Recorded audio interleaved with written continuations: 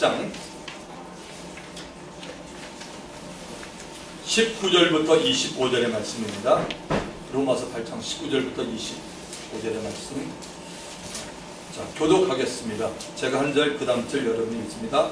피조물이 고대하는 바는 하나님의 아들들이 나타나는 것이니, 피조물이 영원한데 굴복하는 것은 자기 뜻이 아니요 오직 굴복하게 하시는 이로 말미암으니라. 그 바라는 것은 피조물도 썩어짐의 종노릇 한 데서 해방되어 하나님의 자녀들의 영광의 자유에 이르는 것이니라.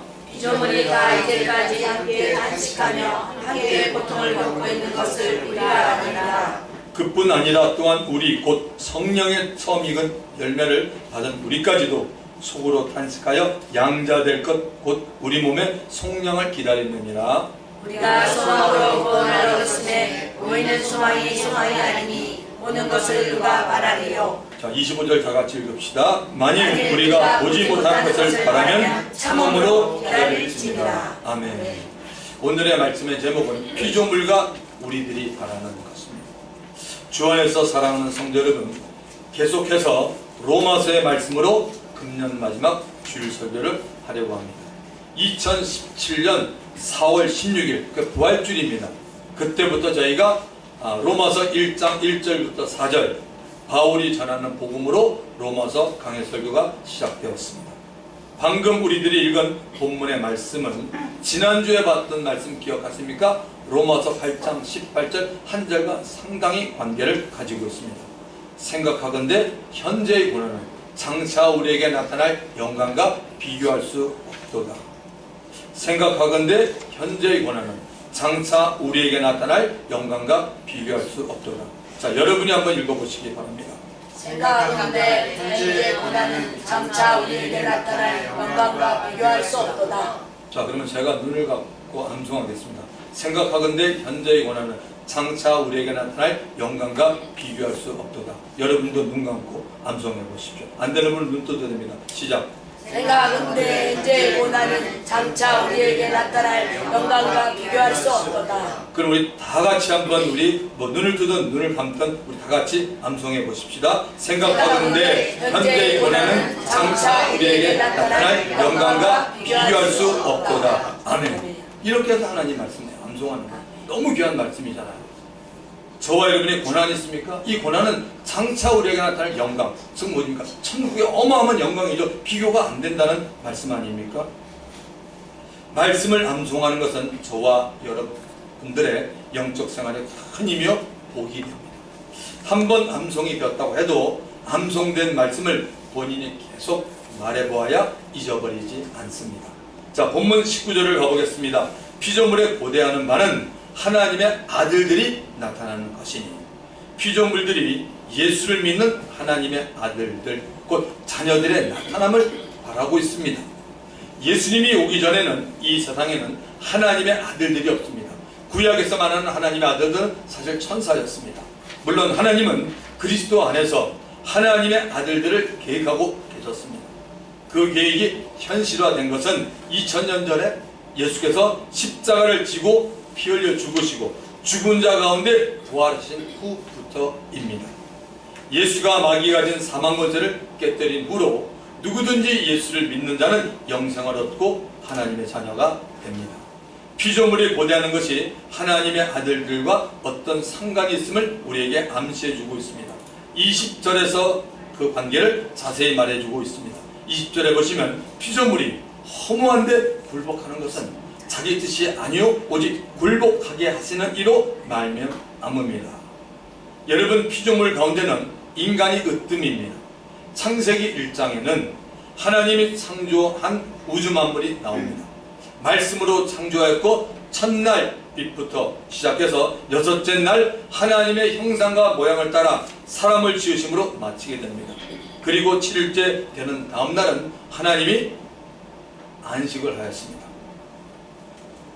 자, 창조에 대해서 성경은 이렇게 말하고 있습니다. 창세기 1장 3절 하나님이 이르시되 빛이 있으라 하시니 빛이 있었고 빛이 하나님 보시기에 좋았더라. 하나님이 빛과 어둠을 나누사 하나님이 빛을 낮이라 부르시고 어둠을 밤이라 부르시니 저녁이 되고 아침이 되니 이는 첫째 날이라. 첫째 날 빛을 만드시고 빛과 어둠을 나누어서 저녁과 아침이 되게 함으로 하루가 시작되었습니다. 둘째 날은 궁창을 만드시고 궁창을 하늘이라 부르셨습니다. 셋째 날은 바다와 즉 땅을 만드시고 땅을 나오게 하시고 땅은 씨 맺는 채소와 열매 맺는 나무를 각기 종류대로 내었습니다. 넷째 날은 하늘의 궁창의 광명체들 즉 해와 달과 별들을 하나님이 만드셨습니다. 다섯째 날은 바다 짐승 물에서 사는 생물들과 날개 있는 모든 새들을 종류대로 하나님이 만들었습니다. 여섯째 날은 땅은 짐승 가축 그리고 그 종류대로 다 내었습니다. 그리고 사람을 창조하였습니다. 창세기 1장 27절부터 28절에 하나님이 자기 형상 곧 하나님의 형상대로 사람을 창조하시되 남자와 여자를 창조하시고 하나님이 그들에게 복을 주시며 하나님이 그들에게 이르시되 생육하고 번성하여 땅에 충만하라 땅을 정복하라 바다의 물고기와 하늘의 새와 땅이 움직이는 모든 생물을 다스리라 하시니라. 사람에게는 땅에 충만하여 땅을 정복하고 하나님이 창조한 모든 생물을 다스리게 하였습니다. 창세기 1장 31절 하나님이 그 지으신 모든 것을 보시니 보시기에 뭐요? 심히 좋았더라. 누가 좋아요? 하나님께서 보기 심히 좋았다라고 말합니다. 저녁이 되고 아침이 되니 이는 여섯째 날이니라.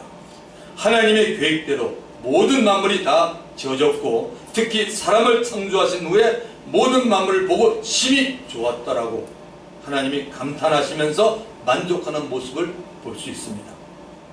사람은 하나님과 교제를 할 수 있도록 창조되었습니다. 창세기 2장 7절에 여호와 하나님이 땅의 흙으로 사람을 창조하시되 생기를 그 코에 불어넣으시니 사람이 생명이 되니라. 사람은 하나님과 교제할 수 있는 영과 인격을 가진 자가 되었습니다. 인격에는 지식, 감정, 의지가 포함됩니다. 창세기 2장에는 죄를 범하기 전 하나님과 교통하는 아담의 모습이 나옵니다. 당시 아담은 탁월한 능력을 가지고 있었습니다. 각종 짐승의 특징을 알았고 그 특징에 맞게 이름을 지었습니다. 하나님은 아담을 에덴 동산에 두고 하나님의 주권에 순종하는지 알고 싶어 하셨습니다. 그래서 선악과를 따먹지 말라 하였습니다. 만약에 따먹는 날에는 반드시 죽으리라고 말했습니다. 창세기 2장 17절 선악을 알게 하는 나무 열매는 먹지 말라. 네가 먹는 날에는 반드시 죽으리라 하시니라.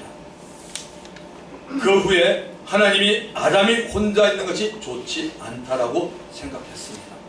하나님이 아담을 위하여 돕는 배필을 아담을 깊이 잠들게 한 후에 그의 갈비뼈 하나를 취하여 하와를 만들었습니다.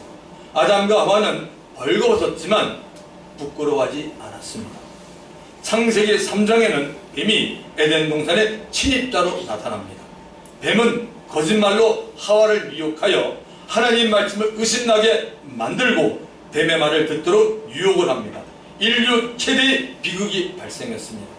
먹지 말아야 할 선악과를 뱀의 간교에 넘어가 하와는 먹고 자기와 함께한 남편 아담에게도 주어 먹게 하였습니다. 선악과를 먹지 말라는 하나님의 말씀을 어기고 먹었습니다. 이것이 바로 죄입니다. 이 세상에 살고 있는 모든 사람이 하나님의 말씀을 어기고 살고 있습니다. 이것이 죄입니다.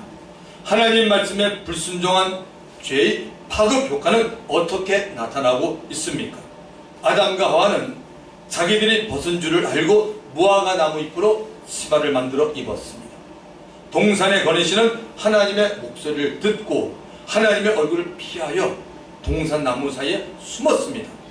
하나님이 죄를 지은 아담을 부르시면서 네가 어디 있느냐고 먼저 하나님이 찾아오셨습니다. 아담은 하나님의 소리를 듣고 내가 벗었기에 두려워하여 숨었다고 말합니다. 이 말에 하나님이 이렇게 말합니다. 창세기 3장 11절 이르시되 누가 너의 벗었음을 너에게 알렸느냐? 내가 너에게 먹지 말라 명한 그 나무 열매를 네가 먹었느냐? 하나님이 아담에게 먹지 말라 명한 선악과를 먹었느냐라고 물어보십니다. 아담은 하나님이 주셔서 나와 함께 있는 여자가 나에게 주어서 먹었다라고 말합니다. 한마디로 핑계를 대는 것이죠. 이어서 하나님이 하와에게도 묻습니다. 왜 아담에게 선악과를 주어서 먹게 했냐고 묻습니다. 하와는 뱀이 나를 깨물어 제가 먹었습니다라고 말합니다. 그러나 하나님이 뱀에게는 왜 하와에게 먹게 했냐고 묻지 않습니다. 하나님이 바로 저주하십니다. 창세기 3장 14절 여호와 하나님이 뱀에게 이르시되 네가 이렇게 하였으니 네가 모든 가축과 들의 모든 짐승보다 더욱 뭐요? 저주를 받아. 저주란다는 게 처음 등장합니다. 저주를 받아 배로 다니고 살아있는 동안 흙을 먹을지니라. 원래 뱀은 여러분 들짐승입니다. 창세기 3장 1절에 나와요. 하나님이 지은 들짐승 중에 가장 간교한 게 뱀이었습니다. 하나님은 뱀에게 너는 저주를 받고 배로 기어다니고 파충류가 되고 살아있는 동안에 흙을 먹으라고 했습니다. 영적으로 말하면 뱀은 마귀를 말합니다. 뱀에게 말한 흙은 저와 여러분 우리 사람의 육체를 말합니다. 우리 육체는 다 흙으로 왔습니다. 다시 말해서 육체를 가진 사람을 먹으라고 한 거나 똑같은 얘기입니다. 마귀에게 사는 동안은 하나님이 합법적으로 인간의 몸인 흙을 먹을 수 있게 허락을 했습니다. 그래서 여러분 각종 질병들이 있고 때로는 귀신들이 역사하는 겁니다. 그리고 뱀의 마지막 운명에 대해서는 하나님이 정해놓았음을 알려주었습니다. 창세기 3장 15절 내가 너로 여자와 원수가 되게 하고 너의 후손도 여자의 후손과 원수가 되게 하리니 여자의 후손은 내 머리를 상하게 할 것이요 너는 그의 발꿈치를 상하게 할 것이나 하고 저는 여러분들이 이 말씀은 정말 암송했으면 좋겠어요. 이거 복음이에요. 여러분 이거 암송하기 어렵잖아요. 왜냐면 한번 천천히 생각하면서 암송해봐요. 결코 어렵지 않습니다. 하나님께서 지금 뱀에게 내가 너로 여자와 원수가 되게 하고 너의 후손도 여자의 후손과 원수가 되게 하리니 여자의 후손은 내 머리를 상하게 할 것이요 너의 후손은 여자의 후손의 발꿈치를 밟는다. 그런 내용이지 않습니까? 뱀이 하와를 유혹하여 선악과를 따먹게 하므로 뱀과 여자는 원수가 되었습니다. 여자의 후손은 여자의 후손으로 오시는 그리스도가 뱀의 후손인 마귀의 머리 곧 권세를 상하게 한다는 내용입니다. 마귀는 여자의 후손이 그리스도의 발꿈치를 상하게 할 정도의 상처를 남깁니다. 갈보리 십자가에서 예수님과 마귀의 싸움을 창세기 3장 15절에 말씀한 겁니다. 예수는 십자가에서 피 흘리면서 죽었습니다. 여기까지 보면 마귀가 승리한 것처럼 보입니다. 왜? 예수가 죽었기 때문에. 그러나 예수는 죽음을 깨뜨리고 살아났습니다. 할렐루야. 사망 권세가 깨어졌습니다. 그리스도의 십자가로 마귀가 지고 그리스도가 승리했습니다. 그래서 골로새서 2장 15절은 십자가로 승리했다라고 말합니다. 자, 선악과를 먹은 아담에게 또한 하와에게 하나님이 내린 심판 저주는 무엇입니까? 창세기 3장 16절에 또 여자에게 이르되 내가 너에게 임신하는 고통을 크게 더하리니 네가 수고하고 자식을 낳을 것이며 너는 남편을 원하고 남편은 너를 다스릴 것이다. 여기 아직 애를 안 놓은 분은 이 얘기가 뭔지 몰라요. 근데 애를 놓으신 분은 알아요. 여자는 아이를 임신하고 해산할 때까지 고통이 있습니다. 사람마다 다르지만 출산의 고통이 대단합니다. 선악과를 먹은 하와 때문인 것을 아시면 됩니다. 저도 첫 애를 낳을 때 뭐 제가 낳은 건 아닙니다. 어떻게 뭐 성경 보면 제가 낳은 거죠. 보면은 제 아내가 17시간 진통하는 걸 제가 봤습니다. 그리고 애를 낳았어요. 얼마나 그 고통이 심하겠어요. 사람마다 물론 달라요. 어떤 사람은 뭐 아주 쉽게 놓는다는 사람도 있지만 참 그 사람은 참 그야말로 뭐 참 복이 있는지 모르겠습니다. 어쨌든 성경에 보니까 이 죄의 문제 때문에 여자들이 임신하는 고통이 생겼다고 합니다. 자, 창세기 3장 17절에는 이제 아담에게 말합니다. 아담에게 이르시되 아담아 너는 네 아내의 말을 듣고 내가 너에게 먹지 말라 한 나무의 열매를 먹었은즉 땅은 너로 말미암아 저주를 받고 너는 내 평생에 수고하여 그 선을 먹으리라. 저는 이 말씀을 원래 알고 있었지만 이 설교 준비를 원고를 만들다 보니까요 이런 생각이 났어요. 아 참 좋은 얘기가 여기 있구나. 네가 네 아내의 말을 듣고 내가 너에게 먹지 말란 나무의 열매를 먹었으니 이게 안 되는 거죠. 하나님의 말씀보다는 와이프가 뭐라 그러니까 김상민 집사님, 여기다 결혼한 분들 계시죠? 박종규 집사님, 임경희 집사님. 하나님의 말씀이 중요한데 와이프의 말을 듣고 이게 안 되는 겁니다. 저까지 포함해서.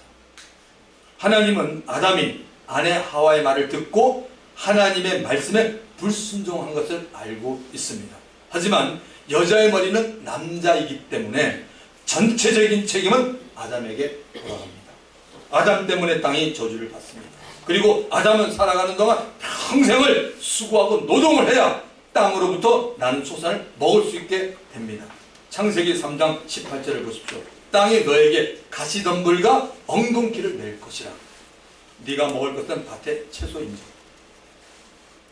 여러분, 땅에서 심자는 잡초가 나는 거 여러분 아시죠? 그렇게 됩니다. 잡초 씨가 아닌데 여러분이 우리 포천 집사님 잘 아실 것 같은데, 포천 원사님하고 분명히 보면은 잡초가 항상 생겨요. 뭐 배추를 먹으려든 고추를 심든 하든 옆에 보면 항상 잡초가 생깁니다. 이게 성경이 말하는 거 아닙니까? 심자는 잡초가 나는 것은 아담의 불순종 때문입니다. 죄 때문입니다. 밭에서 나는 채소, 야채가 죄인에게 이제 주어집니다. 창세기 3장 19절 하나님이 이렇게 말합니다. 아담에게 네가 흙으로 돌아갈 때까지 얼굴에 뭐요? 땀을 흘려야 먹을 것을 먹으리니 네가 그것에서 취함을 입었습니다. 너는 흙이니 흙으로 돌아갈 것이니라 하시니라. 저와 여러분, 우리의 육체는 흙으로 만들어졌습니다. 아담이 죄를 범하고 난 후 하나님은 아담에게 흙으로 돌아갈 때까지 곧 수명이 있음을 알려줍니다. 목숨을 부지하고 사는 동안에 노동으로 인해 얼굴에 땀을 흘려야 먹을 것을 먹을 수 있다라고 말합니다. 흙으로 시작된 모든 사람의 육체의 종착점은 흙으로 돌아가는 것입니다. 예외는 한 사람도 없습니다. 이렇게 한번 얘기해보세요. 자기 자신에게. 나는 흙으로 왔기에 흙으로 돌아갑니다. 얘기해보세요. 흙으로 왔기에 흙으로 돌아갑니다. 자, 옆 사람을 이게 말할 때 일단은 기분이 나쁠지 모르니까 약간 웃으면서 흙으로 돌아가는 몸을 가지셨군요 라고 말해주세요. 흙으로 돌아가는 몸을 가지셨군요. 네. 진리잖아요. 맞잖아요. 흙으로 돌아가는 몸을 다 가졌어요. 바울이 데살로니가 교회 편지를 씁니다. 그때 이런 말합니다. 전에 너희와 함께 있을 때 내가 했던 말 너희를 기억하니? 바울이 이런 말했습니다. 누구든지 일하기 싫어하거든 먹지도 말리하라고 그 교회다가 말했습니다. 그러면서 여전히 그 말 기억하니? 라고 말합니다. 그리고 이렇게 말합니다. 데살로니가 후서 3장 11절 12절 중요한 말입니다. 우리가 들은즉 너희 가운데 게으르게 행하여 도무지 일하지 아니하고 일을 만들기만 하는 자들이 있다니. 이런 사람 어디나 있죠. 그죠? 항상 일만 만들어요. 저도 이 말하면서 좀 부끄러운 면이 좀 있어요. 어떤 데는 이게 또 뭐 일하다 보면은 저딴에 일을 한다고 하는데 자꾸 깨져요. 그러니까 만지면 안 돼. 저는 자꾸 놓치고 깨지니까 오히려 욕망 먹는 것 같아요. 근데 하여튼 여기 보면 일을 만들기만 하는 자들이 있다니, 이런 자들이 우리가 명하고, 이런 자들에게 우리가 명하고 주 예수 그리스도 안에서 권하기를 조용히 일하여 자기 양식을 먹으라 하노라. 성경은 모든 남자는 일해함을 말하고 있습니다. 요즘은 여자들도 남자 못지 않게 일합니다. 어떤 분야는 거의 여자들만 일하는 분야도 있습니다. 성경은 자기 양식을 위해 노동하라고 분명하게 말하고 있습니다. 모든 피조물은 사람이 창조되고 얼마 지나지 않아서 사람이 하나님의 말씀에 불순종함으로 인해 그때부터 지금까지 계속 큰 피해, 저주를 그들이 받고 있습니다. 이 피해에 대해서는 방금 창세기 3장 17절부터 19절을 통해서 설명했습니다. 공의를 가진 하나님이 죄를 범하기 전 아담에게 하나님이 지으신 모든 피조물을 정복하고 다스릴 권리를 주었습니다. 그러나 아담이 죄를 범한 후 피조물에 대한 권리가 여러분 마귀에게 넘어갔습니다. 하나님이 마귀에게 준 거나 마찬가지입니다. 하나님의 아들 그리스도가 와서 인간의 잃어버린 하나님의 영광을 회복할 때까지는 마귀가 피조물에 대한 권리를 가지고 있습니다. 로마서 3장 23절 모든 사람이 죄를 범하였음에 하나님의 영광에 이르지 못하더니, 그러므로 굴복하게 하시는 하나님으로 말미암아 모든 피조물은 자기의 뜻과는 상관없이 허무하게도 마귀에게 굴복하고 있는 것입니다. 누가복음 4장 5절과 6절은 분명히 말하고 있습니다. 예수님이 시험 받을 때의 모습입니다. 마귀가 또 예수를 이끌고 올라가서 순식간에 천하만국을 보이며 이르되 이 모든 권위와 그 영광을 내가 너에게 주리라. 이것은 내게 넘겨준 것이므로 나의 원하는 자에게 주노라. 마귀가 예수에게 천하만국을 보여주면서 안목의 정력으로 예수님을 지금 시험합니다. 시험하면서 마귀가 아주 이상한 말, 엉뚱한 말을 합니다. 천하만국에 대한 권위와 영광을 마귀가 가지고 있다고 예수님에게 말합니다. 그리고 예수님에게 이 권위와 영광은 원래 나 마귀의 것이 아니었는데 넘겨받았다라고 분명히 말합니다. 천하만국에 대한 권위와 영광을 제일 처음 하나님은 아담에게 주었습니다. 아담에게 정복하고 다스리라고 분명히 말했습니다. 그런데 하나님이 먹지 말라 명한 선악과를 아담이 마귀의 유혹에 넘어가 먹음으로 인해서 아담이 가졌던 권위와 영광을 마귀에게 송두리째 빼앗긴 겁니다. 그래서 성경은 이렇게 말하죠. 베드로후서 2장 19절 누구든지 진 자는 이긴 자의 종이 됩니다. 누가 졌어요? 사람이 졌잖아요. 마귀가 이긴 거 아니에요. 어쨌든 그래서 모든 사람은 그때부터 마귀의 종이요 죄의 종으로 살아가고 있는 것입니다. 마귀가 예수님에게도 나 마귀에게 절하면 마귀가 가진 권위와 영광을 주겠다라고 말합니다. 마귀에게 절을 한다는 것은 마귀를 따르고 마귀에게 경배를 하는 태도입니다.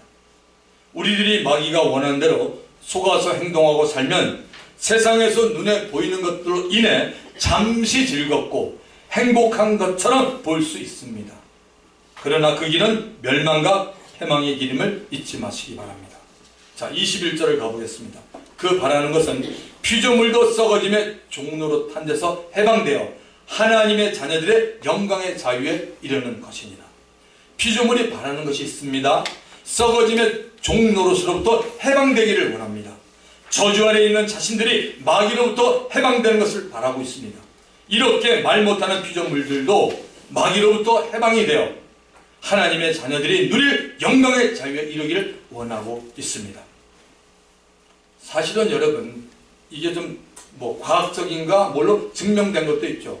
피조물들이 사람을 빼놓고 모든 피조물들이 우리처럼 이게 똑같은 언어나지만 말을 못하는 게 아니라 자기네들끼리 어떤 서로 대화한다든지 가지는 표현들이 분명히 있습니다.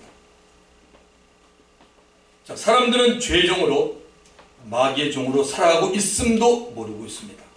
여러분 예수 믿기 전에 알고 계셨어요? 나는 죄의 종이요 마귀의 종으로 살아가고 있는지 알고 있어요? 혹시 우리 여러분 가운데 예수를 믿으면서 이 사실을 모르고 있는 분 계십니까? 사람들은 죄의 종으로 마귀의 종으로 살아가고 있음도 모르고 있었어요. 얼마나 답답한 현실입니까? 죄나 마귀에게 눈이 가린 사람들은 어디에 와서 왜 살며 어디로 가는지 알지 못하고 살아가고 있습니다. 사람이 아닌 피조물들도 사람들이 예수 믿고 구원을 받아서 하나님의 자녀들이 되기를 바라고 있지 않습니까? 피조물도 하나님의 자녀들이 마귀와 죄의 종으로부터 사슬을 끊고 영광의 자유에 이르게 됨을 그들도 알고 있습니다. 제가 오래전 거듭났을 때를 한번 생각해 봤습니다. 교회는 거의 형식적으로 나가던 때였습니다. 하나님의 은혜로 말씀으로 인해 제 영이 다시 태어났습니다. 거듭났습니다. 다음 날부터 저는 정말 놀란 경험을 했습니다. 겨울이었습니다. 시카고의 겨울은 정말 바람이 불 때 윈디시리 춥고 너무너무 추워요. 겨울이었는데도 저희 집에 넓게 있었던 잔디밭에 잔디가 저를 보고 웃고 기뻐하는 모습을 제가 분명히 봤습니다. 너무나 신기했습니다.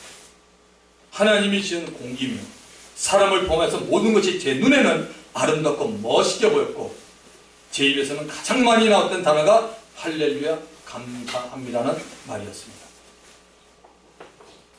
하나님도 천사들도 마귀도 그리고 사람을 죄한 피조물들도 사람들이 마귀의 종으로 살아가고 있다는 것을 알고 있습니다. 그런데 유독 이 사람이 참 문제예요. 인간과 뭔다 이랬어요. 정말 인간이 문제예요.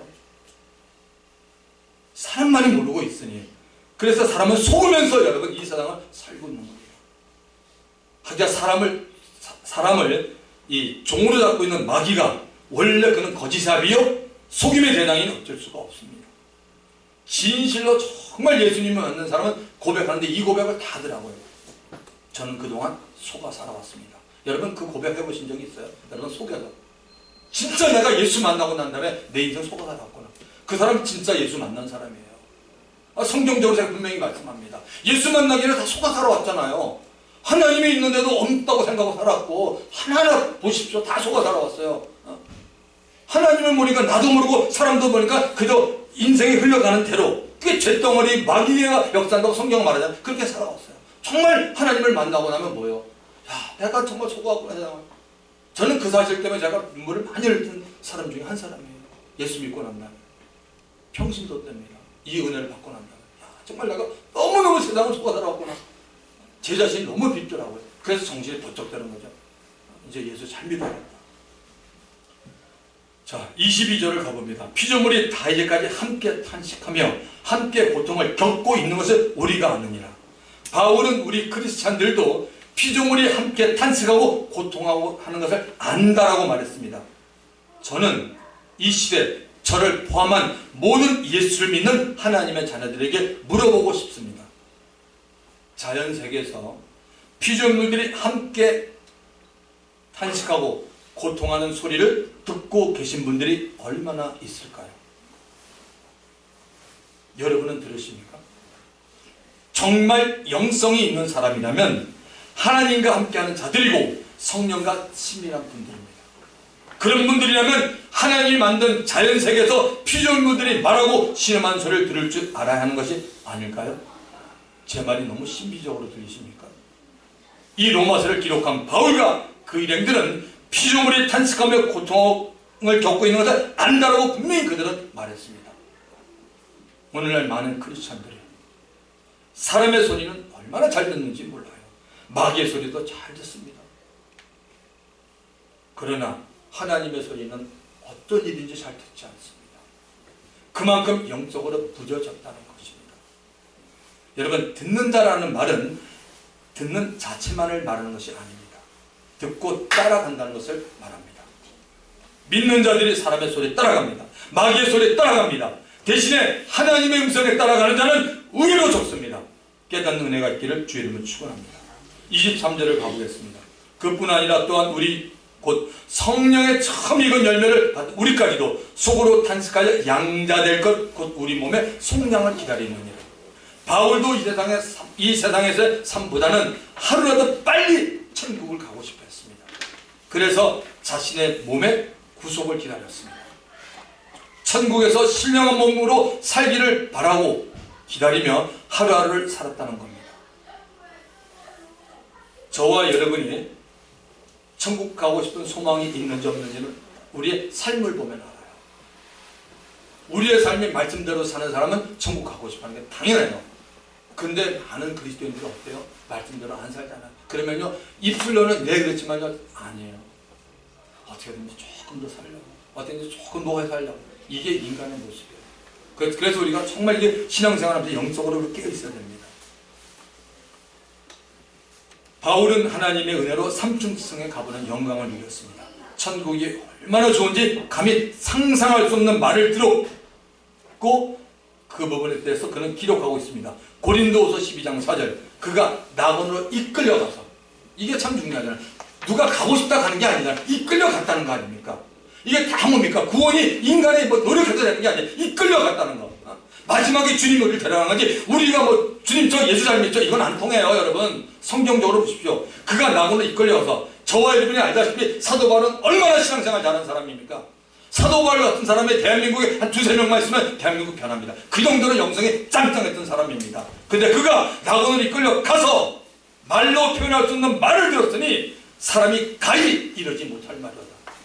저도 모르겠어요. 여러분도 모르겠어요. 무슨 말을 들었길래 정말 인간의 언어로 표현을 못하는 그런 엄청난 걸 갖다가 보고 들었다는 겁니다. 어디에서요? 낙원 해군에서요, 여러분. 천국은 여기보다도 모든 면에서 비교할 수 없을 정도로 좋습니다. 그곳에 가고 싶지 않습니까? 여러분, 북한에 사는 사람들 한번 보세요. 그들이 남한에 와서 사는 것이 더 좋다는 것을 알고 있기에 올 수만 있다면 어떻게 해서라도 이곳에 와서 살려고 합니다. 해가 갈수록 탈북자 수가 늘어가고 있습니다. 지금 약 2만 명 이상이 된다고 합니다. 사람은 누구나 더 좋은 환경과 장소에서 살기를 원하고 있습니다. 저도 마찬가지입니다. 그러나 예수를 믿는 하나님의 자녀들에게는 이 세상에서 삶이 전부가 아닙니다. 이게 중요해요. 이게 전부라면 저와 여러분 여기서 우리도 잘 살아야죠. 땅땅거려야죠. 우리도 하고 싶은 거 다 해야죠. 기분 나쁘면 화도 내고 욕도 하고 막 멋들어야죠. 내 성격 다 내다고 살아야죠. 술 마시고 술도 마셔야죠. 성경에 보면 술 취하지 말라 그랬는데 그 이용해서 술도 뭐 한 잔 마시고 권사님 한 잔 합시다. 집사님 한 잔 합시다. 이렇게 될 거 아닙니까? 근데 여기 얼마나 중요한 말을 하고 있습니까, 여러분? 이북하고 남한 관계 봐도 그 사람들이 여기 전 알잖아. 어떻게 해서는 나를 연락 그러지 않습니까? 근데 우리의 삶이 여기가 다 아니지 않습니까? 이 세상 삶을 마치고 나면 진짜가 있지 않습니까? 진짜 삶, 영원한 삶. 저도 그것 때문에 저도 목회하는 사람이에요. 저도 그거 보고 있는 사람이에요. 그래서 힘들고 고통이 있고라도 참을 수 있는 게 바로 그거 보기 때문에 목회 소망이 있고, 그래서 저는 여러분들이 부족하지만 저의 이런 모습을 조금이라도 담기를 원합니다. 할렐루야. 맞습니다, 여러분. 이 영원한 삶은 여러분 100년이 아닙니다.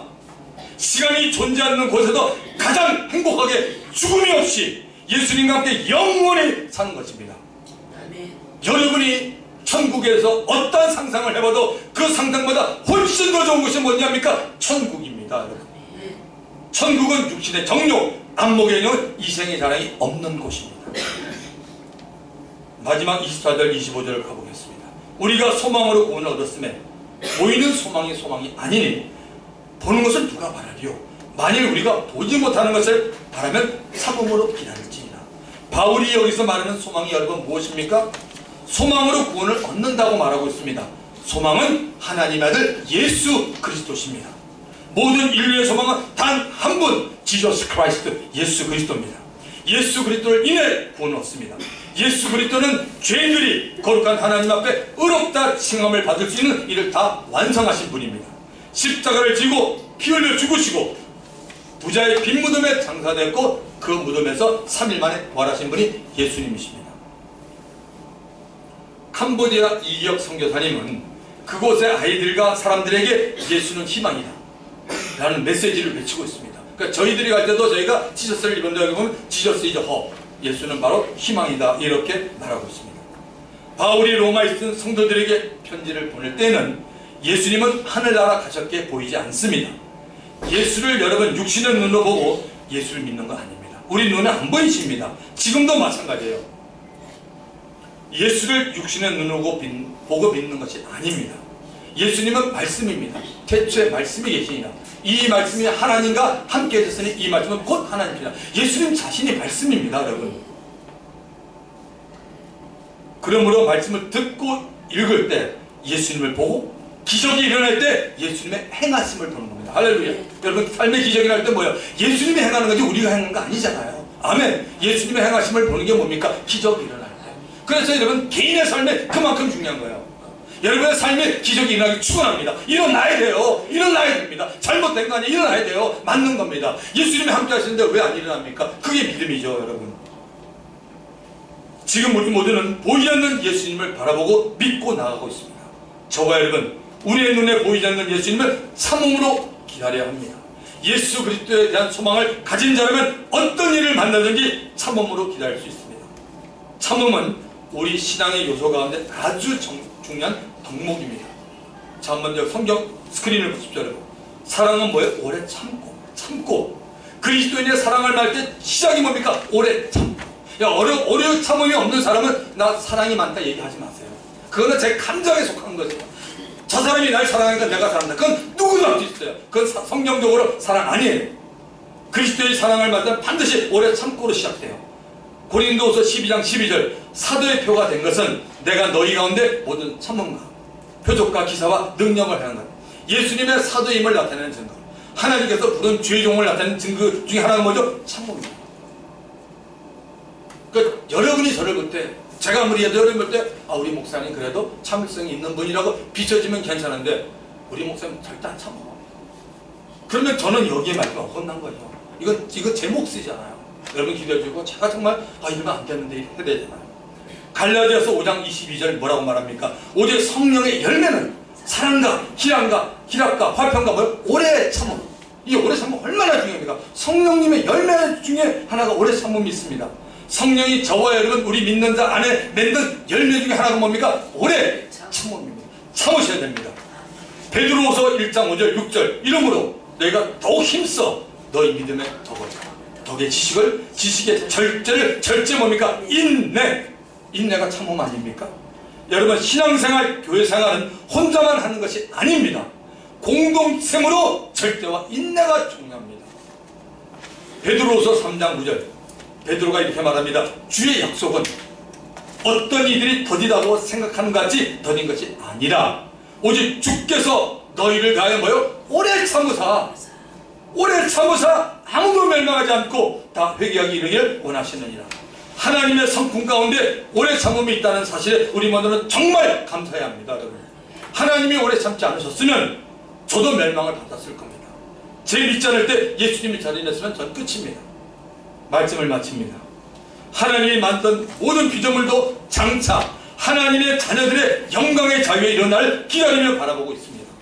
그렇다면 우리 믿는 자들은 장차 나타날 하나님의 영광을 바라보면서 모든 일에 절제하며 참음으로 고난까지 잘 이겨내야 합니다.